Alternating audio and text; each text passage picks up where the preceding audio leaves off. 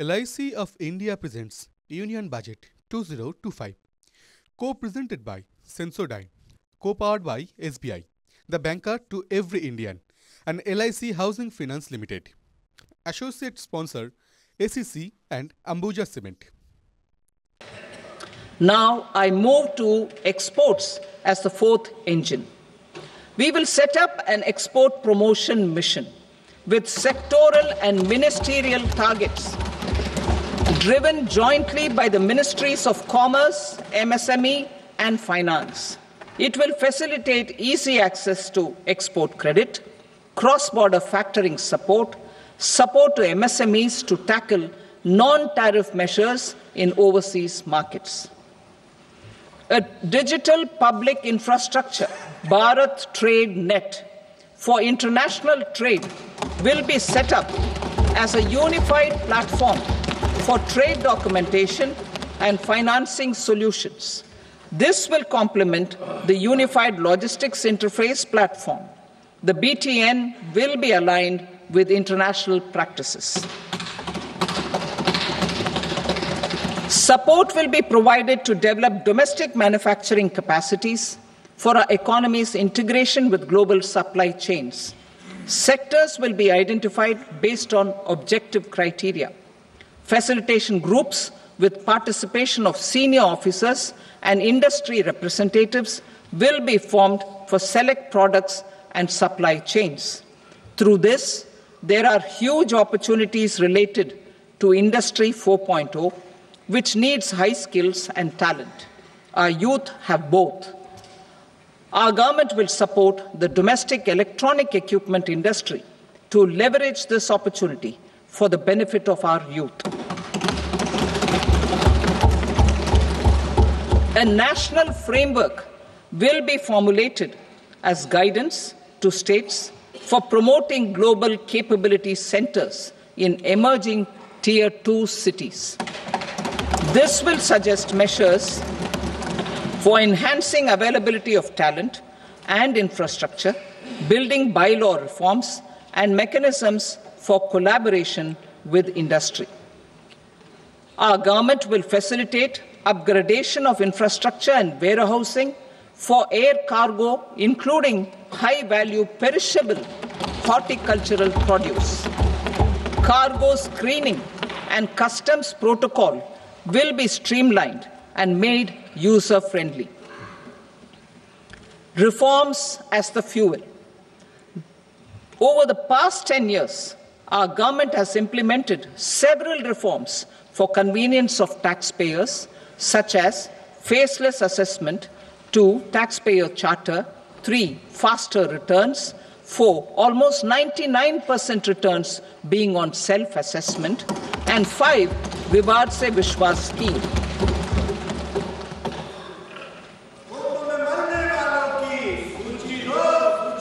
Continuing these efforts, I reaffirm the commitment of the tax department to trust first, scrutinize later. I also propose to introduce the new income tax bill next week. I will detail the indirect tax reforms and changes in direct taxes in Part B. Financial sector reforms. The FDI limit for the insurance sector will be raised from 74 to 100%. This enhanced limit will be available for those companies which invest the entire premium in India. The current guardrails and conditionalities associated with foreign investment will be reviewed and simplified. The services of India Post Payment Bank will be deepened and expanded in rural areas. NABFID will set up a partial credit enhancement facility for corporate bonds for infrastructure.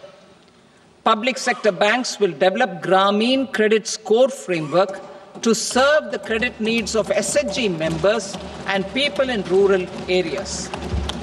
A forum for regulatory coordination and development of pension products will be set up. To implement the earlier announcement on simplifying the KYC processes, The revamped central KYC registry will be rolled out in 2025. We will also implement a streamlined system for periodic updating. Requirements and procedures for speedy approval of company mergers will be rationalized. The scope for fast-track mergers will also be widened and the process made simpler. As proposed in the interim budget, we signed bilateral investment treaties with 2 countries in 2024 to encourage sustained foreign investment, and in the spirit of First Develop India, the current model BIT will be revamped and made more investor-friendly. In the last 10 years, in several aspects, including financial and non-financial, our government has demonstrated a steadfast commitment to ease of doing business. We are determined to ensure that our regulations must keep up with technological innovations and global policy developments. A light-touch regulatory framework based on principles and trust will unleash productivity and employment. Through this framework, we will update regulations that were made under old laws.